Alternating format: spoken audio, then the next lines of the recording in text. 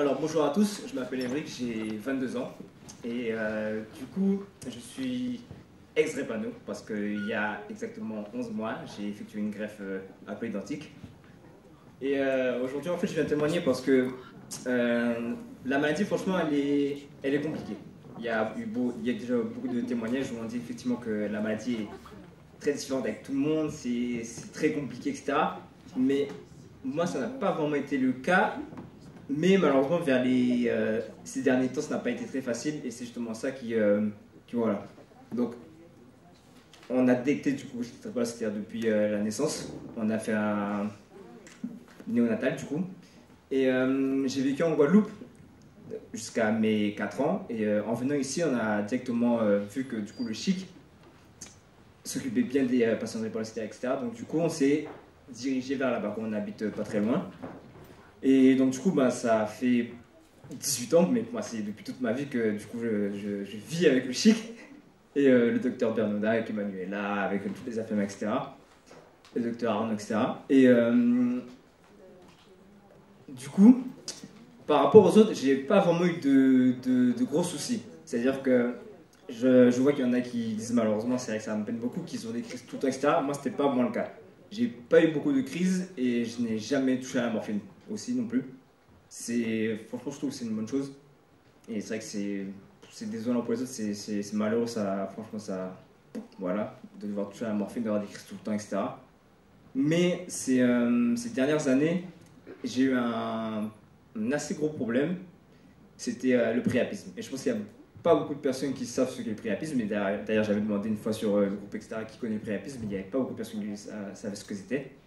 Du coup, je vais être cash, hein, le priapisme, du coup, ce sont les érections qui sont extrêmement douloureuses, parce qu'il ne faut pas oublier que les érections, bah, ça a toujours rapport avec le sang. Donc des érections extrêmement douloureuses, des érections qui durent très très longtemps, et surtout qui interviennent durant la nuit. Et ça a commencé vraiment à s'aggraver vers 2018-2019. Donc du coup, j'allais préparer... j'avais fini le bac, heureusement. Ça a commencé vraiment à commencer après le bac. Donc j'ai commencé mes études de droit. Et tous les soirs, du coup, ça a commencé petit à petit, une fois par semaine. Le priapisme, d'accord, ok. Donc jusque-là, pas de problème. Sauf que au fur et à mesure, du coup, ça a commencé à s'accélérer, comme si mon corps, en fait, fatiguait et donnait de plus en plus de place à la maladie. Donc le priapisme revenait 2 fois par semaine, 3 fois par semaine, 4 fois par semaine. Et donc du coup, bien évidemment, j'en ai parlé, mais au médecin, etc. Mais malheureusement, les traitements et tout, ça ne servait à rien. Et même j'ai recommencé du coup les échanges transfusionnels, et même ça me soulageait pas vraiment. Ça marchait une semaine après, ça revenait à chaque fois, à chaque fois, à chaque fois. Et je pense que c'est ce qui m'a beaucoup fatigué. Entre temps, du coup, j'ai arrêté la fac de droit, j'ai commencé à travailler, je suis adjoint administratif maintenant. Et savoir que tous les soirs on s'endort et qu'on se demande, mince, est-ce que je vais avoir une crise ce soir? Franchement, c'est un truc, voilà, c'est compliqué et je dormais peu parce que du coup j'avais effectivement des crises limite tous les soirs de priapisme. Donc tous les soirs j'étais là, je courais, je buvais de l'eau, je faisais des pompes de chez moi comme voilà, comme il n'y a pas d'endroit pour aller courir, je sortais des fois pour marcher dans les escaliers quand je suis en appartement, etc. Mais et ça passait pas. Et quand ça passait au bout de quoi? Peut-être 2 heures, donc vous vous imaginez, enfin la plupart, parce que je pense que les garçons, vous imaginez avec une érection qui dure au moins 2 heures, 3 heures des fois, et qui ne s'arrête pas, et quand ça s'arrête, en fait, on se dit limite, ben, tout ça pour ça. Voilà, ça. Des fois, il suffisait juste que je reste assis tranquillement, et ça passait tout seul, alors que je suis resté à faire des pompes, à sauter dans tous les sens pendant 2-3 heures.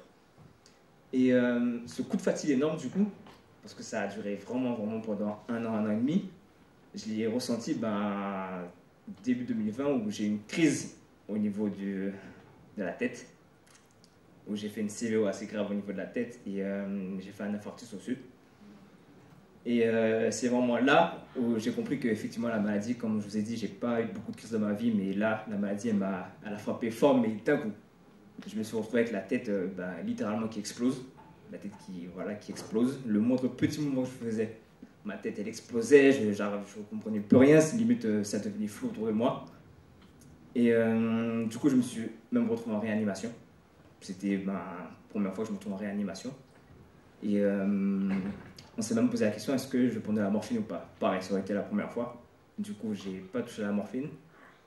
Mais se retrouver en réanimation et se dire, mince, quand même, c'est... Voilà quoi, j'ai jamais connu la réanimation, je suis là et je comprends pas ce qui m'arrive, ma tête explose et voilà. Et c'est surtout en fait plus le visage des gens autour de soi qui fait qu'on se rend compte vraiment parce que j'avais de la tête explosée, d'accord, mais c'est vraiment les internes qui venaient dans ma chambre qui me disaient oh monsieur, on a vu les images de votre radio, etc. C'est impressionnant et tout. Donc, on voit même le chef de service qui vient qui dit oh monsieur Beau, ça va, alors comment allez-vous, la tête ça va, truc.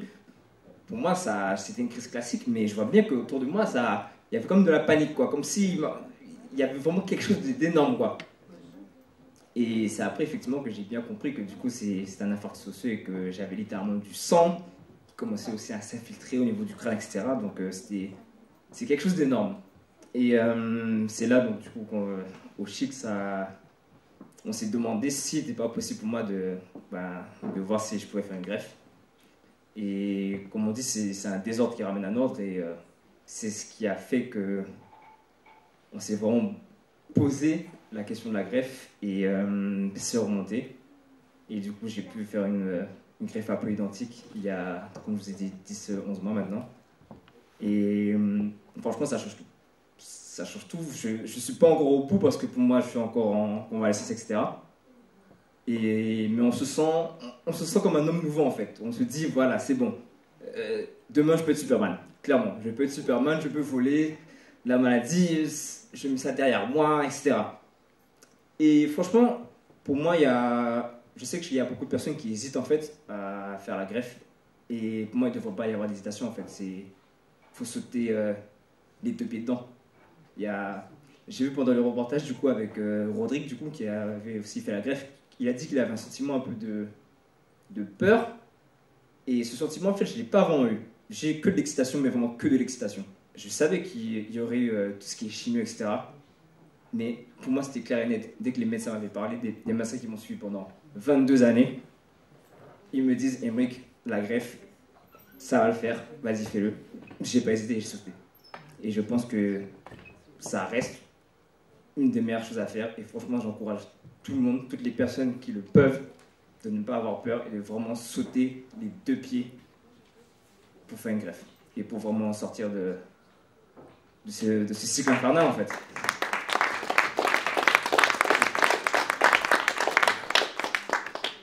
Je te remercie Emric pour ton témoignage. On n'aura pas le temps de poser des questions. C'est vrai que connaissant le parcours d'Emric, j'ai vu Emric arriver de la Guadeloupe. Ses parents ont tout quitté pour venir en France soigner leur enfant. Ils sont passés par tous les traitements. Et puis aujourd'hui, quand je le vois, franchement, chapeau bas. Voilà. Merci Emric. Manu, si tu veux, s'il y a 2-3 questions, hein, j'ai vu avec le monsieur, il n'y a pas de souci. Donc pour la salle... T'as vu avec le monsieur? Voilà, on peut encore être là, voilà. Mais pas pour longtemps. S'il y a 2 ou 3 questions... Voilà. Non, on fait des témoignages. Ok, bon. Okay. Ça marche. Merci Emric. On va y revenir.